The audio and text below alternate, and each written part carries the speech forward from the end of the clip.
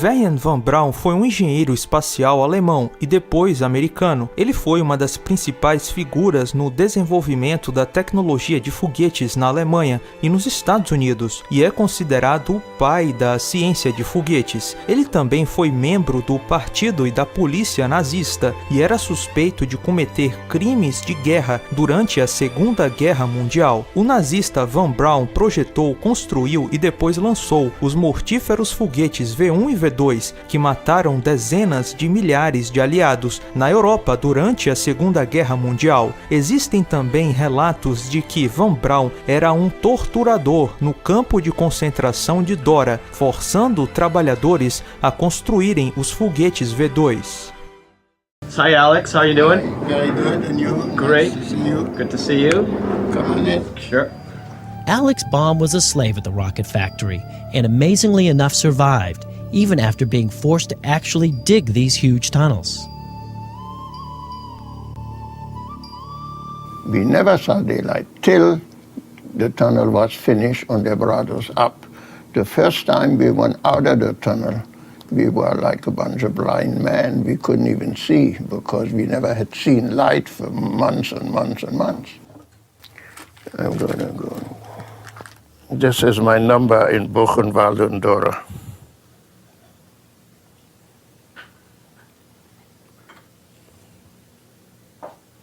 And because they didn't think you were Jewish, you did not have a tattoo, instead you had a No, patch. that's right, yeah.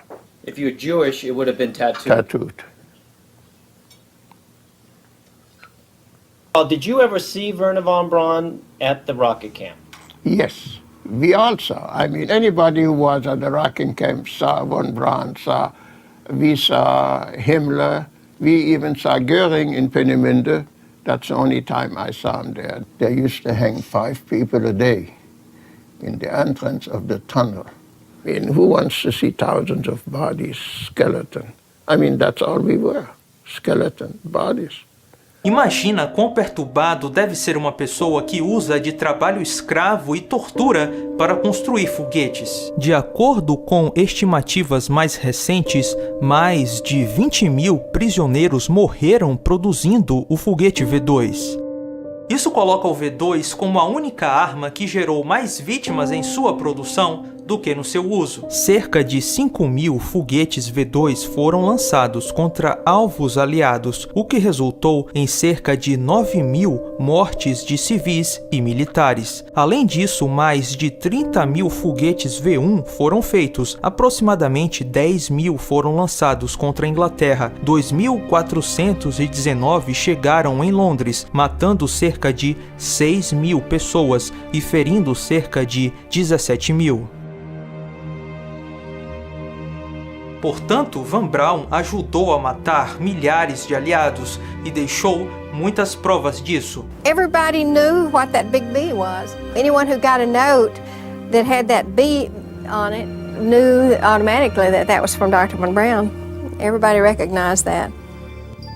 Later on, I discovered von Braun's initial on this Nazi document, which directly ties him to the management of slave labor during World War II.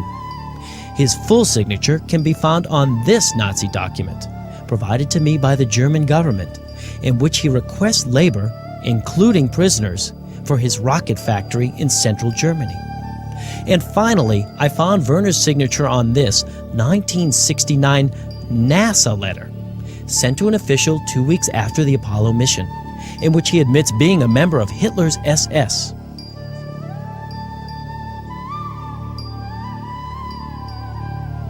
And to quote him, "I would appreciate it if you kept this information to yourself, as I think it could only harm my work at NASA if all this were given undue publicity." The Nazi program occurred in 2 places: development on the Baltic coast at Peenemünde, and manufacturing at the Metalwork rocket factory here in central Germany. Inside these hills, in giant underground tunnels, 10,000 slaves worked at once building von Braun's V2 rockets. Over 60,000 slaves passed through these tunnels. 20,000 of them died here. This is actual footage of the rocket workers, shot by the United States Army in 1945. This document implicates von Braun in the movement of concentration camp labor from Buchenwald to Dora. Mike Neufeld is the curator of World War II history at the Smithsonian. You can see on it his signature initial B in his characteristic hand. In the last paragraph of the document, he talks about getting certain privileges granted to this French physics professor, such as wearing civilian clothes instead of prisoner uniform, in order to increase his enthusiasm for doing independent work. By the fact that he was in Buchenwald and talked to the camp commandant implicates him in the use of concentration camp labor in a way that no other existing document does. Nazis building our moon spaceship? I had never heard of anything like this before. No final da década de 40 até a década de 60, o governo dos Estados Unidos cooptou cientistas alemães nazistas de forma ilegal e secreta através da Operação Paperclip. Von Braun foi um desses cientistas cooptados. A Operação Paperclip era secreta e até mesmo os presidentes americanos não sabiam dela até a década de 60. Essa foi a união entre os Estados Unidos e os cientistas da Alemanha nazista. Uma prática ilegal e de moral duvidosa, pois todos esses cientistas, incluindo Von Braun, deveriam passar pelo julgamento de Nuremberg, que condenou os nazistas pelos seus crimes de guerra. If we really want to understand what's going on in space today and what's happening with the plan to put weapons in space, I think it's instructive to go back and understand the origins of the US space program. And to do that, you have to go back to Nazi Germany. Hitler recruited a brilliant young rocket scientist by the name of Wernher von Braun, who had a weekend rocket club, to come to work for the Nazis to build the V-1 and V-2 rockets that were used to terrorize the cities of London and Paris and Brussels towards the end of World War II. And for von Braun and his team, they set up along the Baltic Sea a place called Peenemünde. It was a research and development center for the Nazi rocket operation. And to this place at Peenemünde, the Nazis brought thousands of Jews and French resistance fighters to serve as prisoners, essentially slaves, to build this production effort. Well, the British found out about it, went in and bombed the entire operation. And so the Nazis said, we've got to move to a more secure location. And down inside of central Germany, there's a mountain chain called the Harz Mountains. And in that mountain, there's a huge tunnel where the Nazis were storing military hardware. Well, they cleared the whole thing out, moved the entire rocket operation into the tunnel, named it Mittelwerk. And just outside the mountain tunnel at Mittelwerk, the Nazis built a brand new concentration camp called Dora. And to Dora, the Nazis brought 40,000 Jews, gypsies, French resistance fighters, homosexuals, communists, even a black American GI were brought there to serve as slaves for the operation. Se os Estados Unidos não tivessem protegido Von Braun, ele seria julgado em Nuremberg e provavelmente condenado pelos seus crimes de guerra. Well, you know, immediately after the war, the US and the Allies created the Nuremberg trials, at which time we brought the Nazis to justice for their crimes against humanity. But 1,500 of the top Nazis never went to trial. They were smuggled into the United States by the US military under a program called Operation Paperclip, smuggled in through Boston and West Palm Beach, Florida. And Wernher von Braun and his rocket team, 100 of them, along with 100 copies of the V-2 rocket, were sent to Huntsville, Alabama, where von Braun became the first director of NASA's Marshall Space Flight Center. What's interesting is the other 1,400 Nazis. Who were they? Well, some of them were brought to the United States to work for the CIA. Others were brought to the United States to do the LSD drug experiments and the MK Ultra mind experiments during the 1960s, where people were jumping out of windows. Some of the Nazi scientists that in Germany had been taking Jews and putting them in freezing temperatures to see how the body would react to that were sent to Wright-Patterson Air Force Base in Ohio and were put in charge of the U.S. military flight medicine program. And so when you take 1,500 of the top Nazi scientists and essentially seed the military-industrial complex, the question I have is, do they bring with them an ideological contamination? Well, not only did von Braun go to work for NASA, but the guy that was in charge of the V-2 flight test program up at Peenemünde along the Baltic Sea, a guy by the name of Kurt Wiebes, became the first director of the Kennedy Space Center in Florida. And then the man that recruited von Braun, Major General Walter Dornberger, the guy that was sent by Hitler to recruit von Braun to come to work for the Nazis, he became vice president of Bell Aerosystems Corporation in New York that made its riches building the helicopters for the war in Vietnam.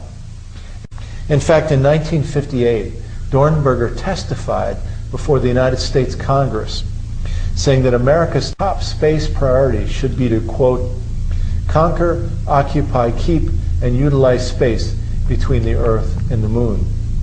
And in fact, later on in a speech before a national missile industry conference, Dornberger told the assembled, "Gentlemen, I didn't come to this country to lose the Third World War. I lost two already."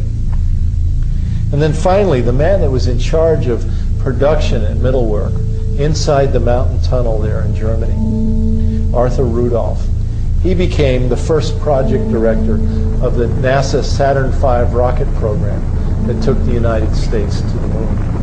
And so these are the essential origins of the U.S. space program. And the Space Command put out a planning document a few years ago called Vision for 2020. And on the cover of it, you see a satellite hitting targets on the Earth below. Let's take a look at some of the language in this so-called Vision for 2020. The Space Command says that in the future, because of corporate globalization of the world economy, they expect that there's going to be a widening gap between the haves and the have-nots, between the rich and the poor all over the world. And as a result of that, the Pentagon predicts that there's going to be more and more regional instability around the world because people that are under the boot of these multinational corporations are going to organize. They're going to try to organize unions. They're going to organize to get these corporations from controlling their governments. And the Pentagon says, you know, we can't put a Marine on every single street corner of the world to suppress these populations.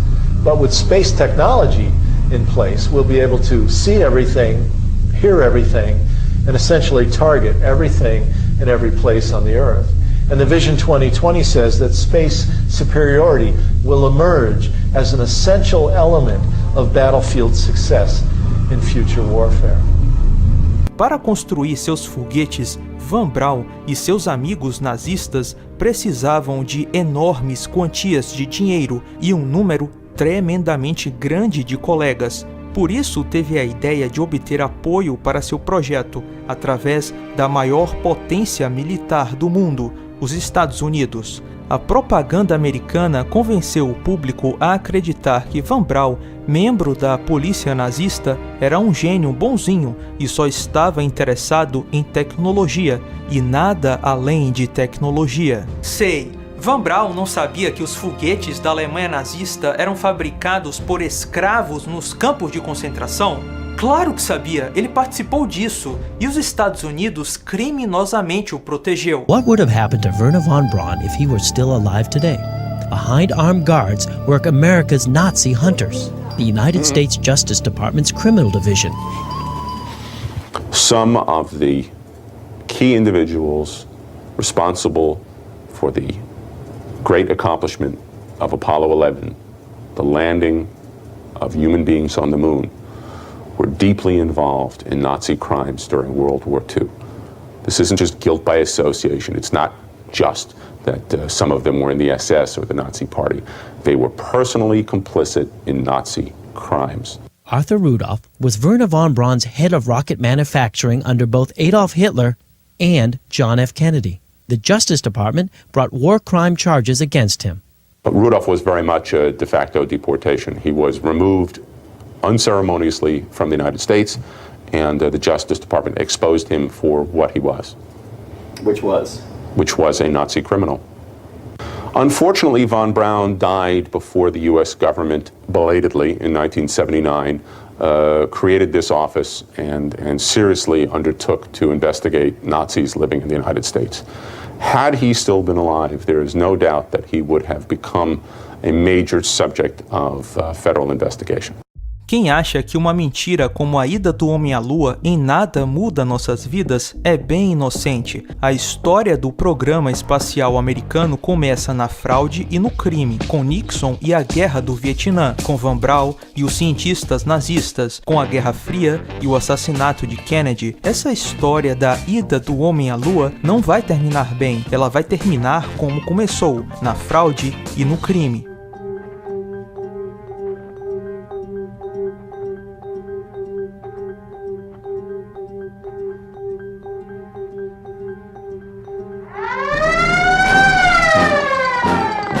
Behind the rock. Come on! What the hell is this, amateur night? Stop him, Harry.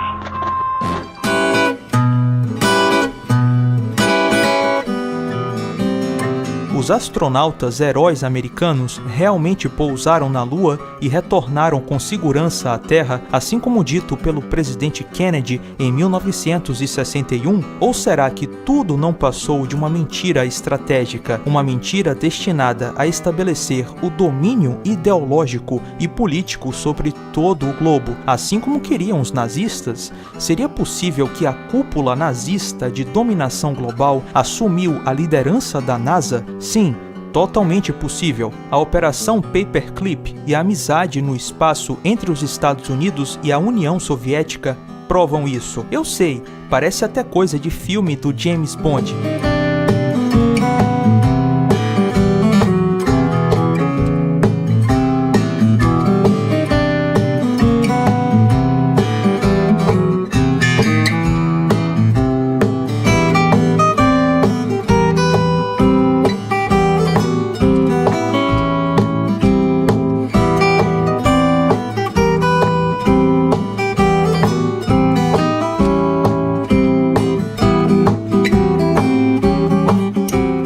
E só a nível de curiosidade, o James Bond foi baseado num espião real, um agente duplo sérvio chamado Duško Popov. Histórias reais sobre espionagem, complôs e conspirações realmente existem, e a da Lua pode muito bem ser mais uma delas.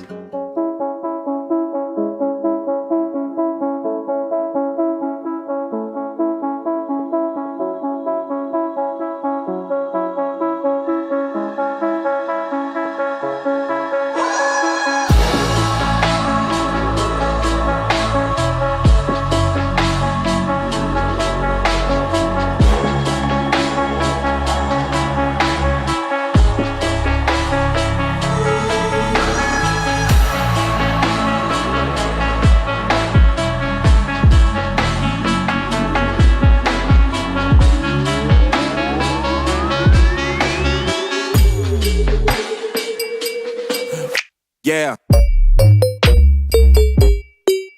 Yeah.